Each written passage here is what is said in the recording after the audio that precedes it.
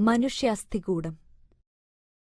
പേശികൾക്കൊപ്പം അസ്ഥികളും പ്രവർത്തിച്ചാണ് ശരീരചലനങ്ങൾ സാധ്യമാക്കുന്നത്. ശരീരത്തിന് താങ്ങും ബലവും നൽകുന്ന അസ്ഥികൾ രക്തകോശങ്ങളുടെ നിർമ്മാണത്തിലും പങ്കെടുക്കുന്നു.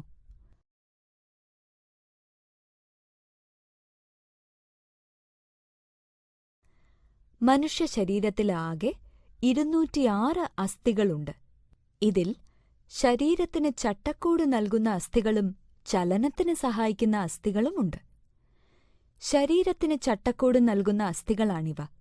ഇവയെല്ലാം ചേർന്ന് അക്ഷാസ്ഥികൂടം രൂപപ്പെടുന്നു. അക്ഷാസ്ഥികൂടത്തിലെ മുഖ്യ അസ്ഥികൾ തലയോട്, നട്ടെല്ല്, വാരിയെല്ലുകൾ, മാറെല്ല് ഇവയാണ്.